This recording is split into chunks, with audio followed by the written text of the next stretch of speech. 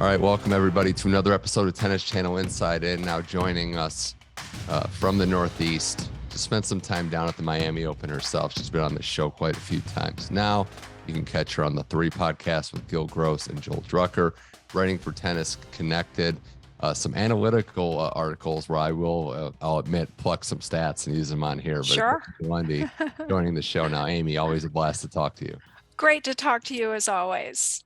It's a fun time, the Sunshine Double. I think selfishly here in the States, we like it because it's tennis all the time, and it's tennis all the time at reasonable hours. But Yes. we're at the tail end of it. We're almost done. We're about to crown the Miami Open champions. You got to spend some time down there. I know it's been a couple years now post-COVID, but what was it like being around the grounds, seeing the practice, covering some press conferences, just getting a feel of the pulse for the tournament? What was that experience like? I've actually been to the Miami Open the last 2 years, and then I went once when they moved to the new location pre-pandemic. So now I've been in the new location 3 times, and I feel that the tournament is really starting to hit its stride. It was, a bumpy start when they moved it from Crandon Park, and they had to basically put it in a parking lot of an NFL stadium and build these courts. But they've figured it out. They've got the fan zones just right. They've got the feel right. They've got the courts positioned now, north, south, exactly how they want. And it's really a fan-friendly experience. And they've got great food, a good vibe. And then they've got this cool thing for the players that's in the stadium, but it's behind the main court. It's like a relaxation zone where they can warm up. There's plenty of room back there. They can socialize, do whatever. So I think the Miami Open is starting to really hit its stride. So many players live in Florida, even the European players, they make that their base. So Miami is this destination. I think that there's also the rising tide lifts all boats, right? Indian Wells has kind of been this magnetic force and done so well. I also think, and they'll never probably publicly say this, but because they are friends, but James Blake and Tommy Haas are still a little competitive. So James Blake wants to sure Miami's is up on that part too. Great job. Absolutely. I'm hashtag Team James because he's had, so many things to deal with the way that this tournament has come together the last few years. So I'm really pulling for him. And it's a great city. The city itself, great vibe. I mean, anytime the tournament's going on, you've got somebody's on spring break.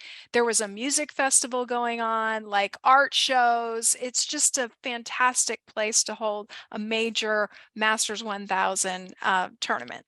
And something that you covered that piqued my interest and raised my eyebrows too, that I don't think you see at smaller events because the field's not just as deep, but you get to see top players practice with each other.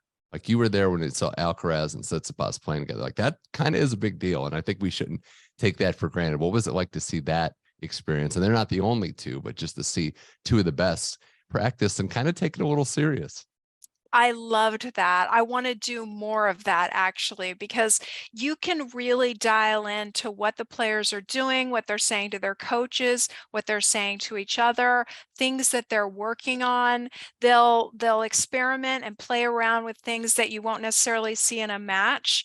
So I picked up, somebody actually, a friend of mine sent me the practice schedule and I was like, wow, look at this. I've got to go to this. Well, I wasn't the only one that picked up on it. The fans were 6 rows deep lined up on the sides. And then in the bleachers, it was packed. Like you could not, I had to kind of elbow my way in. And it was amazing. It was amazing to see the different mentalities. Tsitsipas he's injured right now. So he was pretty focused. Like I wrote in my article, he wasn't grumpy, but he was just focused on what he was trying to accomplish in that practice and just, keeping himself healthy practicing against the number 1 player in the world. And Alcaraz was really engaging with the crowd. And after the practice, he just on his own, nobody told him to do this. He just scooped up a bunch of balls off the court and just threw them into the crowd for the fans. So he was, doing this. And he was even laughing on the points that Tsitsipas got the best of him. So it's really great for the sport to see players do this. And I would recommend it to anybody if you go to one of these larger tournaments. Couldn't agree more. And speaking of the reigning, defending #1 player in the world, don't want to be prisoner of the moment, but where are you with just being mesmerized with this kid, Carlos Alcaraz's level at the moment? Because it looks like, and again, Novak Djokovic will be coming back, but this is a bona fide #1 who is running through the field and really hitting his stride in the Sunshine Double.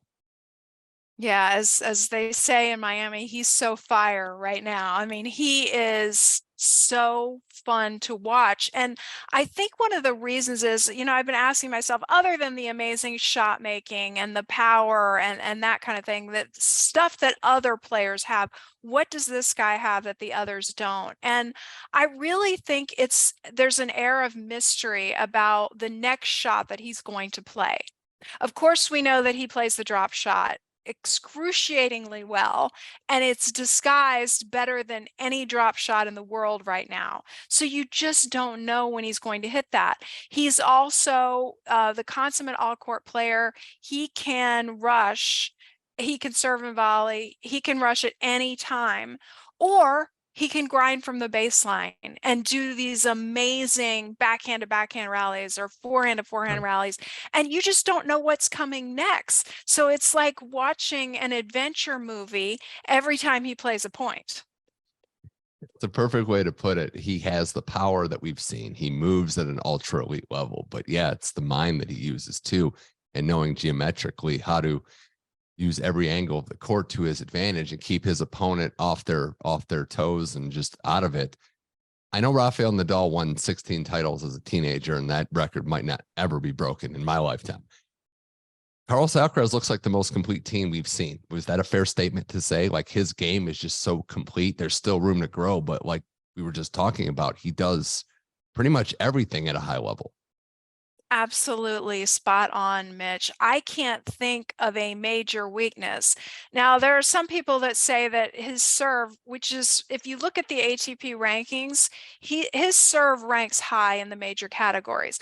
Some people say his serve could get even better because he's only 19. And as you mentioned, Rafael Nadal, his serve improved. Djokovic's serve improved over time. So maybe that's an area where he could get even scary better. But right now, you're right. He is the most complete player that we have. Well, I'm glad we're doing this podcast on a Thursday morning as we record this, because last night's match was rained out. He's going to play Taylor Fritz for the first time in their respective careers today, which should be a good match. And Taylor Fritz has been handling the expectations and the pressure of being the #1 American for a little bit of time now. He's been doing very well.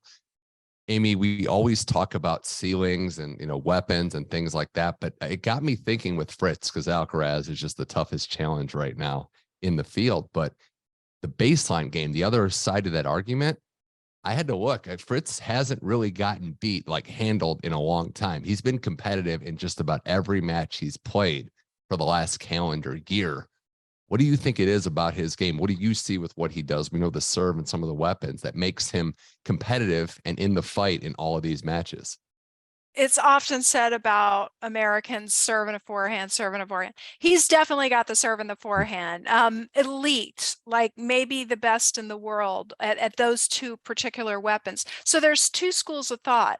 You either continue making your weapons super, super dominant and play that way and lean into who you are, or as Paul Annacone has said, who is on his coaching staff, let's start to work on the volley because of his wingspan and because of the inherent skills that he has.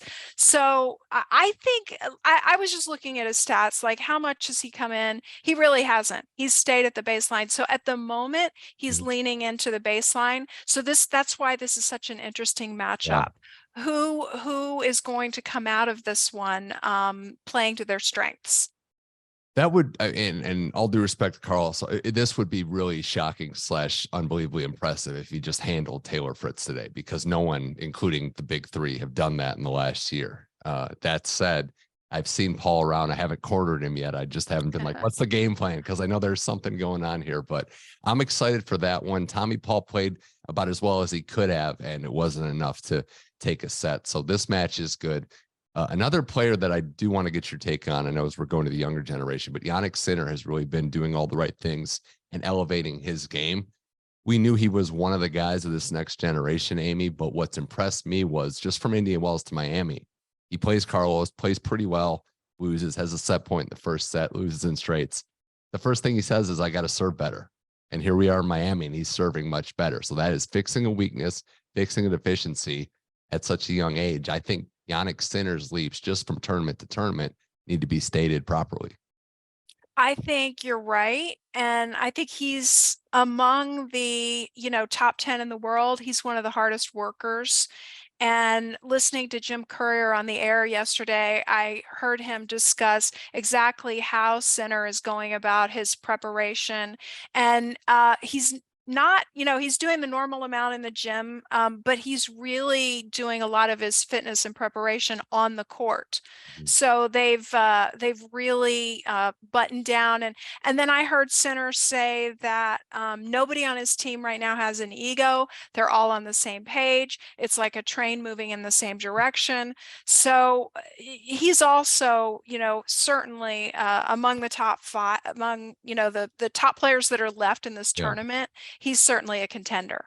I think he could be, after Alcaraz, that next up generation. He could be the next guy there in the pecking order. And I know there's a human element too. He had match points against Alcaraz in the US Open. If he would have won that match, he probably would have been the betting favorite to win the tournament. So I think there had to be a little bit of an adjustment period to get over that, but he's done a good job. And yeah, I'm with you. He just strikes the ball so clean. And that's, often overlooked. We talk about different strategies and skill sets, but on the backhand and the forehand, you don't really see much of a drop off with Jannik. He's also a player who has at times challenged Djokovic. So, anyone who can hang with Novak is somebody to watch. Yeah, and it's 100% true. I do have to bring up, because not just because he's a colleague and doing so well, but the Chris Eubanks story has been amazing too, to make the finals from qualifying.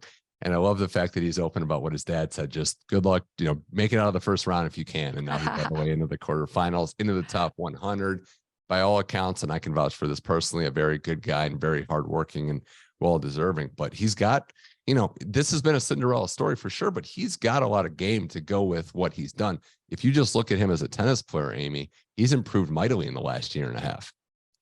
It is so fun to watch him play. And I have like a little working theory sometimes that the smartest players struggle the hardest because they're thinking so much out there. And we know, especially from his work on Tennis Channel, how smart the guy is. So I've often wondered, how does Chris wrestle with his own thoughts on the tennis court? And it's Chris versus Chris, and who's getting the better. And it's wonderful to see in this tournament just how calm he is and how sort of single train thought he is on the court. And it's really been one of my favorite things to see this tournament. You work at Tennis Channel, you see things differently. And so I think that's the secret. Just keep coming here and, getting a chance to look at it. But in all seriousness too, again, congrats to Chris. College tennis still doing strong. Cerundolo, who had all these points to defend, and everyone's like, what's going to happen to his ranking, back in the quarterfinals or better, and another college guy. So I think that's something to be proud of too. The college game is really making waves on the pro level for the first time in a couple of decades. I think it's as deep as it's been. It's not anymore just you reach that age and you make the decision, either I'm going to be a professional tennis player or I'm going to college and I'm going to have someone else pay for my education, and then I will go sell real estate or go to the stock market or go on to my career. Now you have a choice. And if you want to work under a really good top flight Division I coach, and the women too, you can make that choice and still make your way over to the pro tour. Development's been outstanding, because a lot of these guys and girls didn't even play one or even two singles when they were in college, and they're just doing amazing things at the pro level. More with Amy Lundy here on Tennis Channel Inside In. I want to talk about the most consistent player outside of, Novak and Carlos recently, and that's Daniil Medvedev. A lot to be said about him, his attitude, his hilarious comments. But from your side, there was always this debate of, was it a confidence thing? Was it a part of his game that needed to be adjusted? Was he figured out? Now he's back on a roll. Had won 19 matches in a row before Carlos got him in the Indian Wells final. What have you seen out of his game? Did he adjust? Is it a purely confidence thing? What has he done to put himself back in this position as one of the hardcore guys to beat? I think he has been studying Novak Djokovic and saying, okay, how do I win multiple slams? What are the processes that Novak has done? And one thing that Novak has always done is tinkered with his game, not content to just play the skills I have and make them better. I'm going to learn other aspects of the game. So I did find out in Miami that Medvedev was having his coach feed him dead ball volleys. So in other words, he's just standing at the net and it's not a live ball. His coach, well, that's something that we do in our, beginner and intermediate when we're really just learning volley skills and practicing them over and over and over. So what does that tell you? Medvedev is working on the volley, and he should. He's called the octopus. With that wingspan, I'd like to see him taking that next level. And I think low key, that gives you more confidence when you know that, look, I'm not content to just stand back here and do what I do.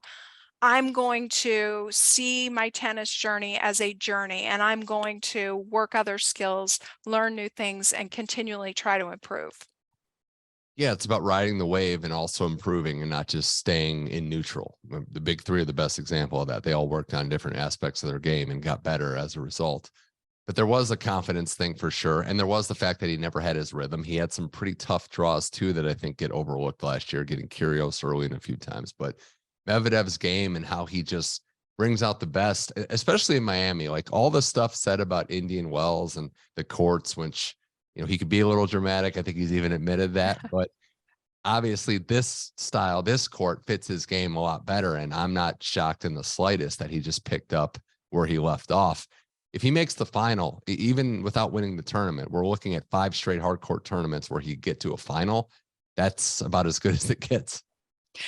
What's this thing that he said about hard court specialist? That has to be a joke because no, you're too good for that. Like you're going to go to Wimbledon and really contend, and even on clay. So I guess that was a joke, but I hopefully he didn't really mean that. But I do like, as you pointed out, I do like that he kind of shook off the Indian Wells thing and the whole slow court and all that, and has made a good run here. Hard court specialists, like, yeah, he gets to the 4th round of the French Open or quarterfinals, and it's a Right. disappointment. That's how good Had to be a joke. The last thing on the men, and it's, I guess, not, more of a downer, but just concern that I've had recent results because I'm a huge fan of his game. But do you have concerns like I do with where Felix is at, Felix Auger-Aliassime? Because I'm at a point where, he hasn't had the big breakthrough. And I worry more about him in what I would call winnable situations. He's had a few of these tournaments where he's had, a result leading into it. He's had some expectations and just hasn't gotten the job done. So I feel like he's on the cusp. He's been there, but we know, Amy, that sometimes man or woman, they just don't take that next step because it's so hard. Where are you at with Felix's game and why he can't just break through to that next level? It's so funny that you mentioned that because it was like a day or two ago, I started looking at his activity and what he's done recently. And I thought, is he going to be one of these guys like Tomas Berdych, who is always in the quarterfinals, semifinals, even the finals, but he just doesn't break through, but he's so consistent week in and week out? Or is he really going to break through and start dominating every opponent? And I don't know. I think he's still tinkering, and that's okay because he's young. Mhm. And he's another very, very smart player who I think will figure it out. He'll find out the right mix. Of course, I'm biased. I like analytics. I like stats. Yeah. I think it would be great if he hired somebody, if he's not doing that already, to really look at where he's winning his points and scout, Mm-hmm. get specific game plans for certain opponents. Yeah, there's a lot to like about everything that he does. It just hasn't come together at the elite level. We've known about him for a while. Again, like the Coco Gauff effect, super young still, so time to figure it out. So good luck to Felix on his tennis journey. Switching to the women now, before we get to who's still left in the field, we were talking about this going in, like, wow, it's consolidated at the top, the power, there's this new big three. Well, Iga didn't play the event. Sabalenka gets upset yesterday by Sonia Cirstea. I have to ask you, is parity kind of just rearing its head a little bit? Are we starting to kind of No. see? No? Okay. Just when I was like all excited about this prospect of these three elite players, and then you cannot forget about Jessica Pegula, because week in and week out, her consistency is amazing. She fights And too. Like she is a legit fighter, and I don't use that term loosely and just throw it out to everyone. But she's won some matches with what I wouldn't even call her B level. And that's a huge testament. That's very champion like, where she has a good team. David Witt's a heck of a coach, where the Potapova match, she had no business winning, and she finds a way to do it. And that shows a lot about the character of the player. 10 out of 10 on the grittiness scale. Just outside, in terms of like her whole persona and things that are going on with her, I remember saying, I don't know if I said it on your podcast a couple of years ago, I would love to see her engage more with her fan base and fans of women's tennis, and kind of break out of the shell of who she is. And I don't know if it's that she's around professional sports because of her father owns the Buffalo Bills and she understands it. She has started to do just that. She's posting fun things on social media that peel back the surface and we can see who this person is. And she's picking up some good endorsements. Yeah. She's got good people around her, like you said, and it's just really good for the game. But in terms of on the court, you're right. I mean, she's exceptional when it comes to just the grit and hanging in there in matches. Did you and I completely agree. One of the names we mentioned, and she's having a great year, but do you just chalk that up yesterday as Sabalenka having a bad match, just a bad day at the office? Because there are times when you watch her play where she's the best player on the world, and I don't even think it's a particular argument to be made. But then there's other times where something's a little off and the first serve's missing by 6 feet, and you see a double fault coming from a mile away, where it seems like there is some pressure, there's some mental issues going on there. Did you just chalk yesterday up to a bad day as she continues to have a very successful 2023? I watched a lot of that match, and I noticed that she was grimacing somewhat after serving, but I don't know if it was something's bothering her, a little injury, or if it's like a mental grimace. I don't know. She seems that it seems odd to me because I thought she was in tip-top shape, and I thought she was serving really well and really had command of her second serve. In terms of Cirstea, I have a little interesting anecdote. So a friend of mine is involved in funding some lower level players, and Cristea's first round match was against a player who had received a wild card named Fernanda Gomez, and he wanted me to do a little story on her and get to know her. So I met up with Fernanda. Fernanda had set points against Cirstea in the first round match. Like, Cirstea almost let that match get away from her. That's how thin the margins are in women's tennis, because if Fernanda manages to win that match, then Sabalenka is not playing Cirstea, and the whole domino is different. But right now there is a lot of parity and the margins are very, very small. It's Kerber having match points against her in Australia the year she beat Serena. It's Dan Evans match points. He wins the US Open. The margins are crazy. But for Cirstea, I mean, great game plan, executed perfectly. what a resurgence. Like she has no titles in her 20s, and now in her 30s, she has 2 top 5 wins in this tournament. Like that doesn't happen. Like maybe the story I of the love it. tournament, maybe the story is the Eubankses and the Cirsteas. That's this year's Miami Open legacy. She had titles in her teens Yeah. and 30s, none Yeah. in her 20s. I Just took love her it. 20s I love off. it. It's a great story. You know what? Go for some in your Mhm. 40s. Yeah. Hey, maybe. I love Maybe. stories like that. But you know what? She's got the goods. She's still a Yeah. power hitter, even at her age. So, and I think now she has that experience behind her where she knows how to calm herself down on court. At this point in her career and how the field is with injuries, with upsets, with everything, is Elena Rybakina just assuming that top dog alpha role? Because it's very machine like it's very professional how she goes about her business, how she handles big moments. The emotion, if there is any, is kept within. It's kind of nice to see, but Elena Rybakina just keeps going out there and winning matches and doing it in a professional manner. Yeah, and Caroline Wozniacki brought up something really good yesterday during one of the matches she was calling. It might have been Sabalenka's match, that when you win a Grand Slam, you have all these expectations on you, and it's actually hard to go out there. There's this period of time where it's very hard to go out there and deal with the level of expectations that you now have on yourself and that others have on you. So it may be that Sabalenka's dealing with that, but Rybakina doesn't seem to be dealing with that sophomore period of expectations that Caroline was talking about. So isn't that interesting, her mentality? And at such a young age. And we've seen what happened to Raducanu. She just hasn't reached that level after winning the slam. But Rybakina is continuing to play really well and not let anything bother her. She's an interesting story that I want to keep following. There was a moment, and I know it's one match and things happen, but she was playing Trevisan and she was up a break and got broken on like a double deadlight cord, like just terrible bounce. No emotion, just went back out and at the changeover, broke her again, won the set. And I was just thinking, I'm like, there is just it's ice cold is what it is with her, and that's going to suit her well going forward. I hope we get to maybe not a big 3, but like a big 6 or 7. You can get Pagula, you can get Coco. Someone can rise up the rankings. Petra Kvitova still in this tournament playing very well, and she looks very comfortable. So I think there's no shortage of depth, but I'm with you in the sense that I want to see some consolidation at the very top. Well, maybe Rybakina will win this. She's a story that I am definitely tracking. I want to know more.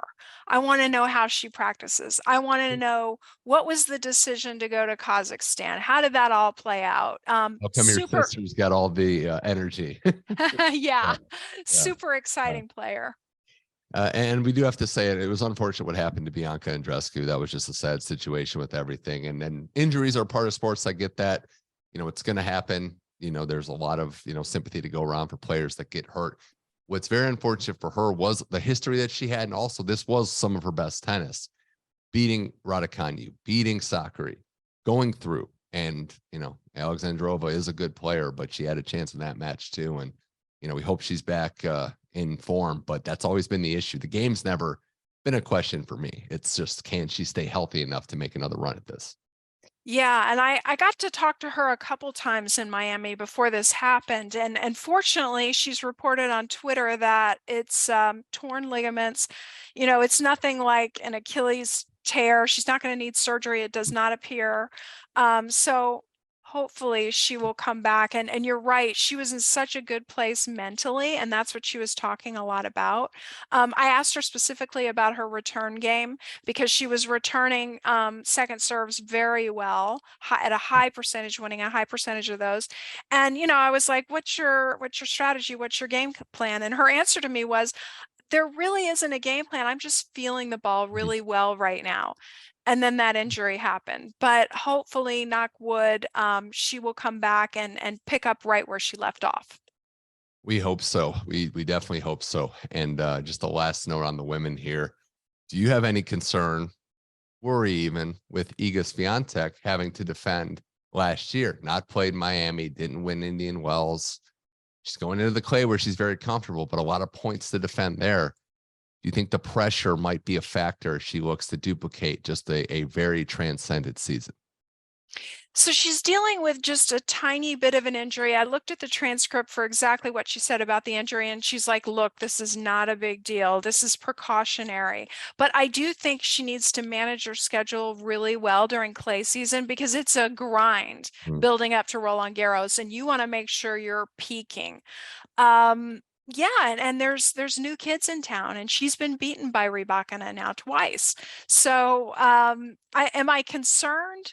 No, because I still think she has maybe the best forehand in the game. I would like to see her improve her serve, but Iga is Iga, and she's still great. On the clay too. It's not, and I mean, that's Nadal level, but that's her most comfortable surface. It'd be the place where I have the least concern. I would like to see against Rybakina and maybe Sabalenka and these top players, maybe more of a plan B and an adjustment in the moment. These are nitpicking things, obviously, but not really concerned there as well. A couple more things before we wrap up here with Amy Lundy on Tennis Channel Inside In. Got to ask you about some of the players, some of the guys that aren't in this event, and we'll go with this. Unfortunately, or fortunately, we'll see what happens with Rafael Nadal in Monte Carlo. Do you think he will be playing this event? I know that report was a little grim, but I don't know. I mean, any injury at this age is very, very cautious to be managing. And it sounds like Nadal might not be a sure thing and will not be a sure thing for the Monte Carlo Masters. The latest I have heard from a source is that he's not going to play Monte Carlo, and that he's not feeling great right now in terms of his body, but that he is going to try to enter the clay season at some point. I just good. I don't want to. I've always said, like, as long as he enters, whatever happens earlier or later, it's like if he enters clay, Monte Carlo is event one on his calendar, on his peak form. Exactly. Like we have heard before from Rafael Nadal, I'm not feeling so great. And it's French Open in straight sets. Right. Yeah. Exactly. Yeah, I hope he's able to at least have his body give him a chance. Now, if he loses, he loses, and that's sports. That's, father time. That's all those things. But yeah, it's not good to know that his body's still not feeling well. And at his age, you wonder if, how many more opportunities. You don't want to speculate on when he's not going to be playing anymore, but we know it's not going to last forever. Right. It's so funny. Like I've been dreaming about Federer lately. Go figure. Like missing him, missing his game. And this morning I woke up and in my dream, Roger was telling me that his arm was hurting, and I woke up and I picked up my phone and I saw the new ad that he cut with Trevor Noah. It's really cute if you haven't seen it. It's for tourism and trains in Switzerland. And now I want to take that train ride. And it's like, I'm still not over Roger retiring, and I don't want to now enter into having to deal with Rafa retiring. So hopefully he can rest up and get with his medical team and play some more. I don't want to live that way either. So we'll see. I also think, I take that train too. I just don't know if Roger's going to be on it if I book it. So see. Maybe that nice older lady who paid for their tickets will be on there. Maybe. I don't know if you saw the post too. Is there a possibility that we could get a Delpo return? Yes, I saw that. And I saw the exact quote from Delpo, and he made it seem like, look, I'm going to start training and just see what happens. How great would that be? Yeah, that's one where he had his career cut short. He's on my short list of not just tennis players, but athletes that I just think didn't get a fair shake. And he won one major, but he had a level that was, if not big three, that very next tier right below. So, and all accounts, just the nicest guy. So I just want to see him play and just not have to deal with the pain that he had to deal with. That would be amazing to see. And then the last thing I wanted to ask you, because we are getting ready for Novak Djokovic's return on the clay. I wonder if, and I don't know that he would ever say this publicly, but you got to think, right, Amy, that this is like a great recon study session for how to deal with this new kid on the block, Carlos Alcaraz. I feel like Djokovic is working on his own game, but he is working on ways to develop that elusive blueprint to how do you deal with Carlos Alcaraz. And you can bet he is using this time to become a fine-tuned machine and studying everything Carlos Alcaraz. Mitch, this is developing into a clay court showdown between titans because Novak has got a jump start on Carlos, training on clay, and Carlos is going deep in these tournaments. So it is really shaping up to be something to watch this clay court season. I am super excited to see how Djokovic enters and how Carlos continues to play with the change of surface. Last year in Madrid, they played one of the best matches of the year. Djokovic in form, but maybe not in full match form. You could argue that. I have with your co-host Gil Gross a little bit. But he hadn't really seen Alcaraz before. Gave him 3 hours. Alcaraz wins. Now Djokovic gets to return the favor, study, make adjustments, and then Alcaraz can adjust on that. I'm just so excited for this potential rivalry because one guy wants the throne, believes it's time. The other guy's like, I'm not giving it up yet. You're going to have to take it from me. So let's. Gil loves to talk about that match. He has brought it up, and it was a great one. Like more of that, right? We as fans, we want to see more of that. But Alcaraz has really developed since then. And you know what? What's crazy is so has Novak. And I like that Novak is rested and has been working out on clay. It's a real mystery as to what's going to happen if and when these two meet again. And even Alcaraz has shown what Djokovic has. Both super nice guys in dealing with the media and dealing with fans, but they're killers out there. That's gonna be a great match. Well, Amy Lundy, really appreciate talking to you again. We follow you on the 3 podcast. We always check out your stuff on Tennis Connected. You're always more than welcome here. Thanks for the good insight. Thanks for always being a great guest here on Tennis Channel Inside In. Thank you, Mitch. So great to chat with you as always.